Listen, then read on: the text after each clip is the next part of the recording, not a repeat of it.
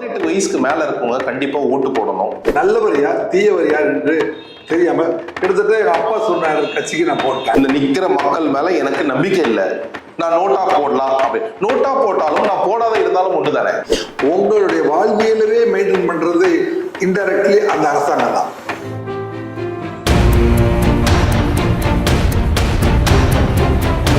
வணக்கம். உங்களுக்கு பேங்க்கில் வேலை செய்ய கனவு இருக்கா? உங்களோட கிராஜுவேஷன் 50% மேல இருக்கா? உங்களுடைய வயசு 26க்கு மிகாமல் இருக்கா? உங்களோட கனவை நினைவாக்க IPP சென்னையில ஜாயின் பண்ணுங்க. பிரைவேட் பேங்க்ஸ்ல வேலையில சேருங்க. மேலும் விவரங்களுக்கு கீழே உள்ள இணையதளத்தை அணுகவும்.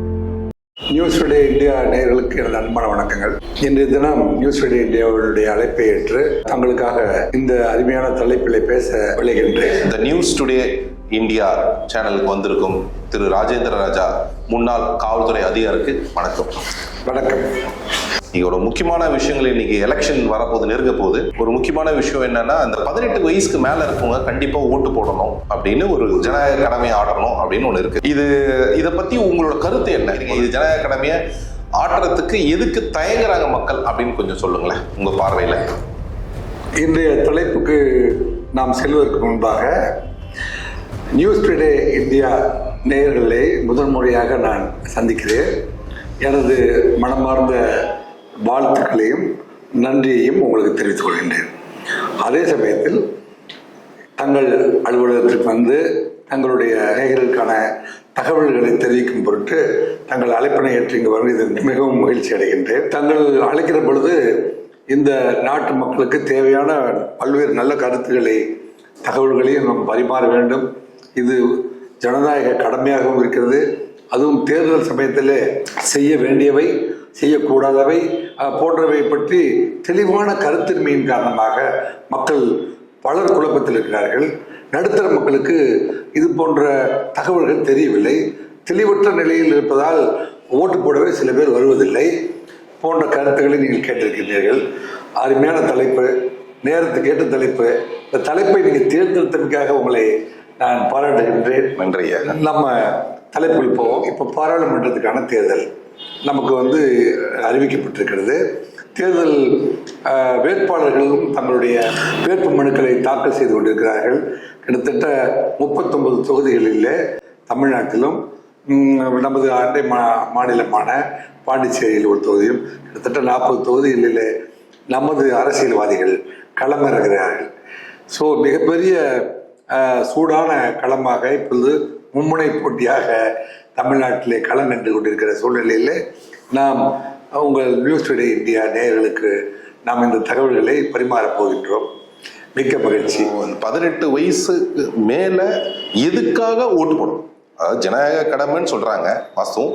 எதுக்காக 18 வயசுக்கு மேல இருக்கும் ஓட்டு போட்டு ஆகணும் அப்படின்ற ஒரு விளக்கத்தை இன்னைக்கு இருக்க 18 வயசு முதல் ஓட்டு போடுறாங்க இல்லைங்களா, அவங்களுக்கு ஒரு விளக்கம் சொன்னா நல்லா இருக்கும் அப்படின்றதான் எங்களோட. இன்றைய, அதாவது இதுக்கு முன்னாடியே 21 வயது முடிந்து அவங்க ஏற்கனவே ஓட்டு போட்டவர்கள் போக, இந்த ஃப்ளோட்டிங்கில் 15 வயசுல இருந்துட்டு, இந்த போன எலெக்ஷன் அப்போ 15 வயசுல இருந்துட்டு 18 வயசு நிரம்பிய காரணத்துக்காக அவருக்கு ஓட்டர் ஐடி கொடுக்கப்பட்டு, ஓட்டுரிமை உனக்கு கொடுக்கப்பட்டு விட்டது அப்படின்னு அவர் சொல்லி, அவர் ஓட்டர்ஸ் ஐடி கார்டு என்கின்ற கார்டை வாங்கி கொண்டு ஒரு இளம் தலைமுறை பெரிய படையே காத்திருக்கிறது. எப்படி போய் ஓட்டு போட வேண்டும், எதற்காக ஓட்டு போட வேண்டும் போன்ற கேள்விகள். அரசியலை பற்றி சரியான புரிதல் சிலருக்கு இருக்கலாம்.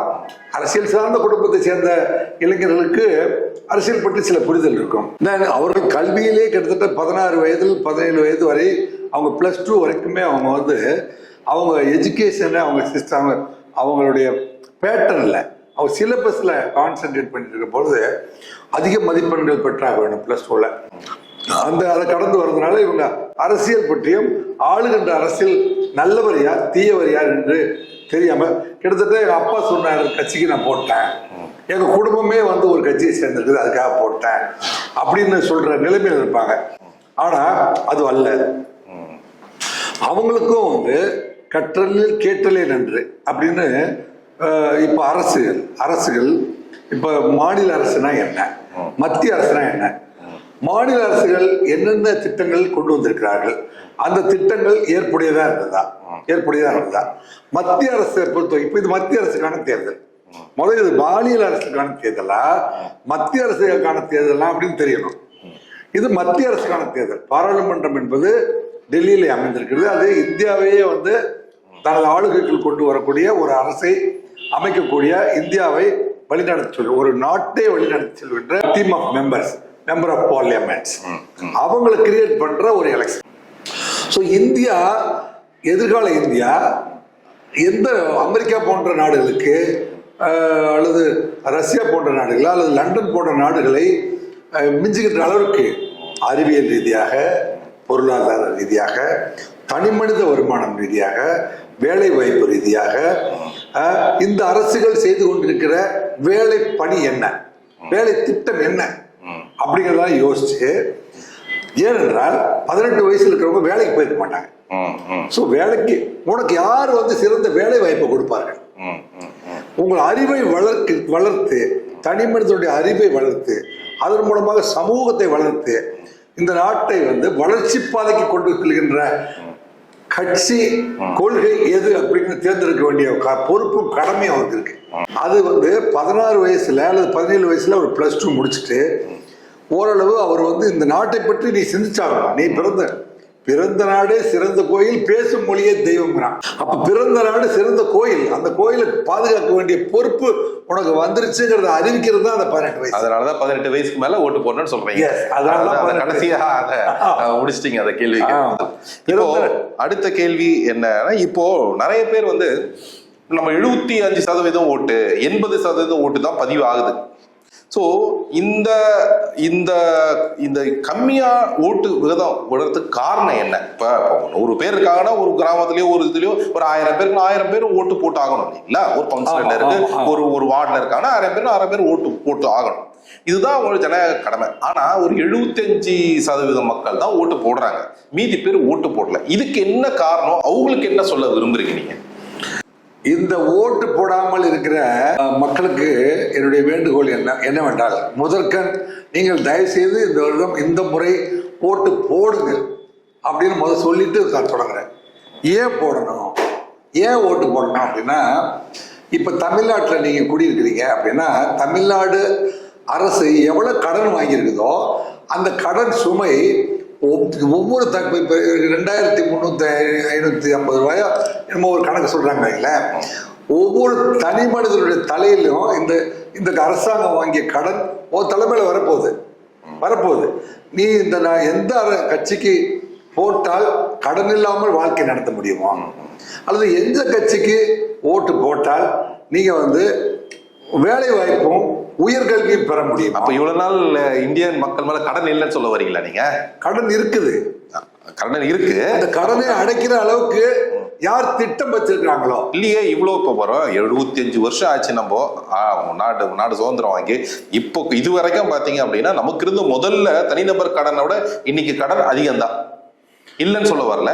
இதுல இன்னொரு விஷயம் என்னன்னா, அமெரிக்காவோட தனிநபரோட கடன் வந்து இந்தியாவோட பல மடங்கு ஜாஸ்தி. அப்ப அமெரிக்கா வளர்ந்த நாடு இல்லையா? இல்ல, வளர்ந்த நாடு அப்படிங்கிறது வந்து இப்ப நம்மளும் வந்து வளர்ந்து கொண்டிருக்கிற நாடு.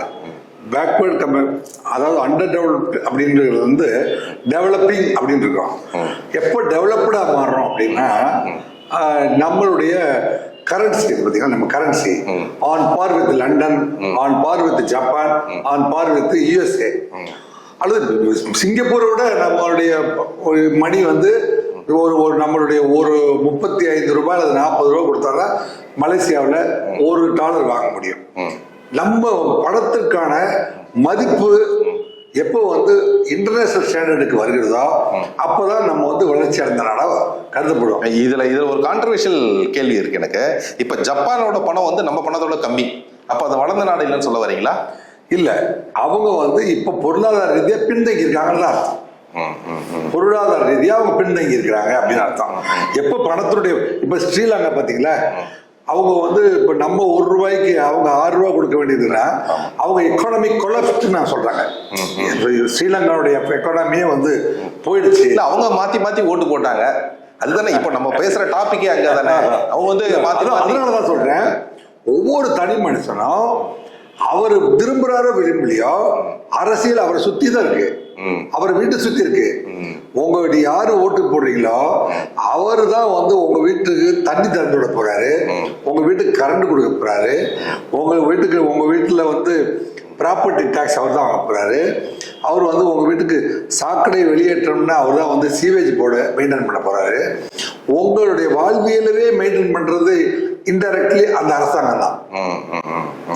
இது எந்த அரசு வந்து சின்சியர் அண்ட் கம்ஃபர்டபிலிட்டியை கொடுக்க முடியும்? Sincerity and comfortability, the maximum satisfaction of an individual is a main thing. அப்போ ஒரு மனிதன் தண்ணீரோடு வாழ்ந்து பிடிக்கணும், அதுக்கு எந்த அரசு வந்து அதற்கான வேலை திட்டங்களை வகுக்குங்கிறத நீங்க ஒவ்வொரு தனி மனிதனும் தெரிஞ்சுட்டு ஓட்டு போடணும். எங்க அப்பா சொன்னாருங்கிறதுக்காகவோ எங்க ஊர்ல எல்லாரும் கூட்டம் போட்டு முடிவு பண்ணிட்டாங்கிறதுக்காகவோ. நீங்க என்ன சொல்ல வரீங்க அப்படின்னா வந்து சுய சிந்தனை, ரேஷனல் திங்கிங் சொல்ல வரீங்க. சுய சிந்தனையோட அறிவாற்றலோட சுய சிந்தனையா யோசனை பண்ணி எல்லாரும் ஓட்டு போடணும் அப்படின்னு சொல்ல வரீங்க. ஓட்டு போடும் பொழுதுதான் நீங்க விரும்புற கவர்மெண்ட் அங்க வந்து சேரும்.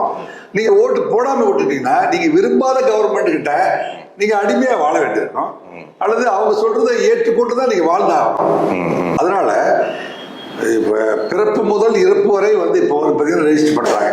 பிறப்பு இப்போ உதாரணத்துக்கு இப்போ எனக்கு வந்து இந்த ஓட்டு இந்த நிக்கிற மக்கள் மேல எனக்கு நம்பிக்கை இல்லை, நான் நோட்டா போடலாம் அப்படி. நோட்டா போட்டாலும் நான் போடாத இருந்தாலும் ஒன்று தானே, அதனால நான் போடலை. இப்போ ஒருத்தரை போய் நம்ம பேட்டி காண்றோம் அப்படின்னா அவர் என்ன சொல்லுவார், இல்ல இந்த அரசாங்கத்துக்கு மேல எனக்கு நம்பிக்கை இல்லை, எதிர் அரசாங்கத்துக்கு மேலே எனக்கு நம்பிக்கை இல்லை, அதனால நான் ஓட்டு போட்டாலும் எனக்கு பெரிய மாற்றங்கள் வரப்போறது, அதனால நான் ஓட்டு போடல அப்படின்னு சில கான்வர்சேஷன் நிறைய பேர். இப்போ 75% ஓட்டு விழுது, 25% ஏன் ஓட்டு போடல அப்படின்னா இந்த மாதிரியான பதில் சொல்லும் போது அவங்களுக்கு நம்ம என்ன சொல்ல போறோம் அதுக்கு? அதாவது நோட்டாவுக்கு ஓட்டு போடுவது அப்படிங்கிற ஒரு முடிவு எப்படி வந்துச்சு அப்படின்னா, இப்போ சென்ற முறை இருந்த அரசாங்கம் மக்களுக்கு திருப்திகரமா இல்லை, இவரை நம்பி ஓட்டு போட்டோம், இவரும் நாம எதிர்பார்த்த அளவுக்கு இல்லை அப்படின்னு நினைக்கிற ஒரு தனி மனிதன் தான் வந்து நோட்டாவுக்கு ஓட்டு போடுறாரு. அட்லீஸ்ட் இந்த சிஸ்டத்து மேல அல்லது இந்த அரசாங்கத்து மேல அல்லது எதிர் அரசாங்கத்து மேல எங்களுக்கு நம்பிக்கை இல்லை அப்படின்னு இவ்வளவு பேர் கருதுகிறார்கள் அப்படிங்கிற புள்ளி விவரம் நாட்டுக்கு தேவைப்படுது. புள்ளிவரம் தேவைப்படுது. அப்பதான் இந்த இரண்டு அரசாங்கமே நம்ம மேல வந்து இவ்வளவு பேர் வெறுப்படைந்திருக்கிறார்கள், நம்ம சிஸ்டத்தை ஏற்றுக்கொள்ள மறுத்திருக்கிறார்கள் அப்படிங்கிற செய்திய இந்த ஆளுங்கட்சிகளுக்கு எடுத்து வைக்கதான் நோட்டா சாதாரணமா நீங்க கணக்கு. ரொம்ப நன்றி, அது தெளிவா சொன்னது ரொம்ப நன்றி, ரொம்ப நன்றி. 25% ஓட்டு விழல உதாரணத்துக்கு சொல்றேன். அதுல உண்மையாலுமே வந்து ஒரு வயதானவங்க, இல்ல வந்து உடம்பு முடியாதவங்க, இல்ல ஒரு பர்டிகுலர் வியாதி இருக்கவங்க, சில வியாதியஸ்தர், இல்ல அந்த நேரத்துல வந்து அவங்களுக்கு உடம்பு முடியல, அப்படி இருக்கவங்களுக்கு எதனா இந்த அரசாங்கம் எதனா எலெக்ஷன் கமிஷன் எதனா ஏற்பாடுகள் பண்ணியிருக்கா? எலெக்ஷன் கமிஷன் என்ன சொல்றதுன்னா, அந்த தனியார் வாகனங்கள்ல அந்த 200 மீட்டருக்கு கோடு போட்டிருக்கோம், அந்த எல்லை வரை அவர்களை கொண்டு வந்து சேர்க்கிறோம். சீனியர் சிட்டிசனுக்கு தனியா, ஆண்களுக்கு ஒரு வழியும் பெண்களுக்கு ஒரு, சீனியர் சிட்டிசனுக்கு தனியா வந்து கியூ போட சொல்லியிருக்காங்க. சீனியர் சிட்டிசனை பொறுத்த வரைக்கும் அவங்களுக்கு இயற்கை ஏற்பாடுகளும் பண்ணப்பட்டு இருக்கு, அதனால அவங்க வந்து ஓட்டு போட்டுட்டு போயிடலாம். சீனியர் சிட்டிசனு வயதானவர்கள், சில இடத்துல ஏழ்மெண்ட்ஸ்னால நடக்க முடியாதவர்கள், இவர்கள் எல்லாம் தனியாவே போய் ஓட்டு போட்டு வர முடியும். ஆனால் நீங்க சொல்றபடி அந்த ஓட்டு போடாதவர்கள் வந்து 30% இருந்து 60% ஓட்டு போடுறாங்க. 40% போது இந்த ஏழ்மெண்டால வர முடியாதவங்க கிட்டத்தட்ட மேக்சிமம் சொல்லப்போனா 10% தான்.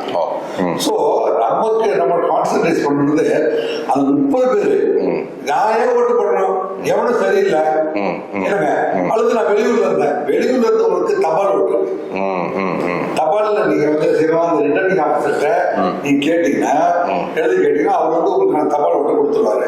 நீங்க அன்னைக்கு டேட்ல வந்து அதை வந்து ரெஜிஸ்டர்ட் போஸ்ட்ல நீங்க அனுப்பி விட்டுலாம், அல்லது அந்த பூத்துக்கு அட்ரஸ் அனுப்பிட்டீங்கன்னா it will be taken into account. அது கொஞ்சம் விளக்கமா சொல்ல முடியுமா? இல்ல, இந்த தபால் ஓட்டை பத்தி நிறைய பேருக்கு வந்து விளக்கம் இல்ல, சரியான புரிதல் இல்ல.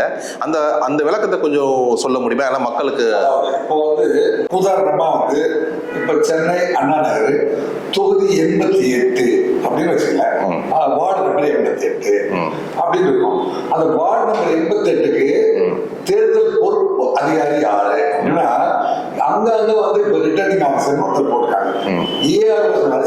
ரிட்டர்னிங் ஆஃபீஸர் போட்டிருக்காங்க. அவங்களுக்கு வந்து நீங்க தேர்தல் பொறுப்பு அதிகாரி அப்படின்னு அங்க போட்டிருக்காங்க. அந்த தேர்தல் பொறுப்பு அதிகாரி கிட்ட நீங்க இருந்தீங்கன்னா அவங்க என்ன செய்வாங்க, ஒரு தபால் ஓட்டு உங்களுக்கு நேர் வழியாகவோ அல்லது உங்களுக்கு ஒரு அல்லது தபால் வழியாக உங்களுக்கு அனுப்பி வச்சிருவாங்க. அதை நீங்க ஏற்கனவே வாங்கி அந்த தேர்தல் தேதியில நீங்க அந்த ஊரில் இருக்க முடியாது. நீங்க ஏற்கனவே வந்து வெளிநாட்டு போய் இந்த முறை வெளிநாட்டுக்கு கூட தபால் போட்டு போட முடியும் அப்படிங்கிற அளவுக்கு ஃபெசிலிட்டியை கிரியேட் பண்ணியிருக்காங்க. ஏன்னா டெம்பரரி வெளிநாட்டு நீங்க resident of America permanent citizen ஆகிட்டா நீங்க போட முடியாது. அதாவது பாஸ்போர்ட் இந்திய பாஸ்போர்ட் வச்சிருக்கவங்களுக்கு ஓட்டு போடலாம். டெம்பரரியா ஊர் போய் அந்த தேதியில வர முடியல அப்படிங்கிறவங்க உங்க ஏரியாவுடைய ரிட்டர்னிங் ஆஃபீஸர்கிட்ட எழுத்து மூலமாக கேட்டு உங்களுடைய பூத் ஸ்லிப் இருக்கு, பூத் ஸ்லிப் இருக்கு, நீங்க வார்டு நம்பர், உங்களுடைய டோர் நம்பர், உங்களுடைய பெயர், இந்த உங்களுடைய ஆதார் கார்டு நம்பர், அந்த உங்க ஓட்டர் ஐடி கார்டு ஜெராக்ஸ் இவைகளை நீங்கள் அனுப்புவீர்களா இல்ல இமெயில் அனுப்புவீர்களா உங்களுக்கு வந்து தகவல் போட்டு சப்ளை பண்ணிடுவாங்க. இமெயில் ஐடி எதனா உங்களுக்கு ஞாபகம் இருக்கா? அது ஒவ்வொரு ரிட்டர்னிங் ஆஃபீஸருக்கும் ஒரு இமெயில் ஐடி கொடுக்கப்படுகிறது. அதை வந்து நம்ம வந்து அடுத்த சந்திப்பின் போது அந்த இமெயில் ஐடி அத்தனையுமே வந்து உங்களுக்கான நான் தரவுகளை எடுத்து கொடுக்குறேன். அதை நீங்க வந்து பொறுப்பா இல்ல கூகுள் பண்ணி உங்க ஈஸியா வந்து election commission of India www.election.com அப்படின்னு இருக்கு. அதுல இருந்து நீங்க கூகுள் பண்ணியே நீங்க உள்ள போயிடலாம். நன்றி. அடுத்த கேள்வி எனக்கு நீங்க இந்த தபால் ஓட்டு இதெல்லாம் சொல்லும் போது எனக்கு ஒரு சின்ன ஐயம், இது எந்த அளவுக்கு வந்து பாதுகாப்பா இருக்கும்? தபால் ஓட்டு அப்படிங்கிறது வந்து நீங்க பதிவு தபால் மூலமாக நீங்க அனுப்புறீங்களா, அது வந்து தபால் துறை நேரடியா கொண்டு வந்து அந்த ரிட்டர்னிங் ஆஃபீஸர்கிட்ட ஒப்படைக்கப்படுகிறது அப்படிங்கிறதுல மிகப்பெரிய நம்பிக்கை இருக்கு. நம்பிக்கை தான் வாழ்க்கை. என்னங்க தபாலை பிரிச்சு வேற ஒரு ஆளு அதே மாதிரி ஒரு ஓட்டை உள்ள வச்சு மாத்தியும் போட முடியாது. அதுக்கான வாய்ப்பு மிகவும் குறைவு. எனக்கு எந்த ஒரு அட்ரஸ்ல இருந்து அது வருது அப்படிங்கிறத ஒரு சிங்கிள் மேன் வந்து ஒரு போஸ்டல் டிபார்ட்மெண்ட்ல நுழைஞ்சு அதை வந்து இந்த எங்க ஊர்ல இருந்து ஒரு சுப்பிரமணியம் அமெரிக்காவுக்கு போயிருக்காரு, அவர் இந்த தேதியில தான் போஸ்ட் பண்ணாரு, இது இப்படியே கடந்து வரும், ரயில்வே ஸ்டேஷன்ல பிடிக்க போறேன் அப்படிலாம் போய் இந்த தெளிவு வந்து மக்களுக்கு தெரியல. அவங்க என்ன நினைப்பாங்க, இந்த பாமர மக்கள் அப்படித்தானே நினைப்பாங்க. அவங்களுக்கு வந்து இல்ல நம்ம ஏதோ ஒண்ணு போட்டு அனுப்புறோம், யார் பார்ப்பாங்க என்ன பார்ப்பாங்கன்னு ஒரு தெளிவுனா இப்ப நீங்க சொல்றது ரொம்ப தெளிவா இருந்தது. சின்னத்தை பொறுத்த வரைக்கும் சின்னம் தெளிவா இருக்கு. அந்த சின்னத்துல அவங்க சீல் பண்ணிருப்பாங்க. அது வந்து அந்த அவங்க பின்னாடி சீல் வச்சு தான் அனுப்ப சொல்றாங்க. சீல் வந்து மேனிபுலேட் இல்லாம இருக்கணும். அப்படி அது இருந்ததுன்னா அது செல்லாத ஓட்டா மாத்திடுவாங்க. அது வந்து முறைப்படி நம்ம வந்து லேர்ன் பண்ணி அதை சீல் பண்ணி அனுப்பணும்னா அது வந்து ஒவ்வொரு கவுண்டிங் சென்டர்லயும் அதை வந்து மொத்தமா வந்து கணக்கிட்டு அதை எல்லாரும் முன்னிலையும் வீடியோகிராஃப் பண்ணி தான் அவங்க பிரிச்சு போடுறாங்க. அது வீடியோகிராஃபிக்கு முன்னாடி தான் வந்து ஒவ்வொருத்தரும் காமிச்சு இது பாருங்க, இது வந்து அமெரிக்காவில இருந்து வந்த கடிதம், இந்த கடிதம் இந்த சின்னத்துக்கு போட்டுருக்காரு, இந்த சின்னத்துல வைங்க. இந்த கவுண்டிங் பூத்ல இந்த வேலையில் நடக்கும். ஒவ்வொரு சின்னத்துக்கும் ஒரு இடம் இருக்கும். அவர் இடத்துல ஒப்படைப்பாங்க. அவர் வந்து இந்த சின்னத்திற்கு குறிப்பிட்ட சின்னத்திற்கு இந்த ஓட்டு கிட்டத்தட்ட இப்ப தாமரைன்னு வைங்களேன், தாமரை சின்னத்துக்கு இந்த ஓட்டு அல்லது வேற புத்துவிளக்கு சின்னத்துக்கு இந்த ஓட்டு, உழைப்பாளர் சின்னத்துக்கு இந்த ஓட்டு அப்படின்னா எந்த சின்னத்தில் அந்த சீட் குத்தப்பட்டிருக்கிறதோ அந்த நபரிடம் அதை கொடுத்து விடுறார்கள். அவர் அதை வாங்கி கவர் பண்ணிட்டே வருவார். தபால் ஓட்டு பதிவானவை மொத்தம் 3250, அதுல வந்து இந்த கட்சிக்கு இவ்வளவு ஓட்டுகள் வந்திருக்கிறது அப்படின்னு போட்டு டோட்டல் கவுண்டிங் பண்ணாங்க. பாத்தீங்களா, இந்த டோட்டல் கவுண்டிங்ல இதையும் பிளஸ் பண்ணுவாங்க. தபால் ஓட்டை பிளஸ் பண்ணி ஃபைனல் ரிசல்ட் டிக்ளேர் பண்ணுவாங்க. நன்றியா, நன்றி. தேர்தல்ல தபால் ஓட்டோட ரொம்ப நேர்களுக்கு ரொம்ப விளக்கமா சொன்னீங்க. ஏன்னா நிறைய பேர் இந்த தபால் ஓட்டு எப்படி போடுறது, என்ன அது எப்படி நடக்கும் அப்படின்னு பல குழப்பங்கள் இருந்திருக்கும். எனக்கும் கூட அதுல பல குழப்பங்கள் இருந்தது. இன்னைக்கு கொஞ்சம் தெளிவானது. ஈஸியா வந்து ரிட்டர்னிங் ஆஃபீஸர்கிட்ட போயிட்டு உங்க வார்டுக்கு ஒவ்வொரு வார்டுக்கும் ஒரு எலெக்ஷன் ஆஃபீஸர் போட்டிருக்காங்க. அவங்ககிட்ட போயிட்டு உங்களுடைய ஆதார் கார்டையும் உங்களுடைய எலெக்ஷன் ஓட்டர் ஐடி கார்டு இருக்குல்ல, இது ரெண்டையும் கொடுத்து அவங்களே கண்டுபிடிச்சிருவாங்க. இப்போ வந்து அல்பபெட்டிக்கலா போட்டிருக்காங்க, டோர் நம்பர் வாரியா போட்டிருக்காங்க.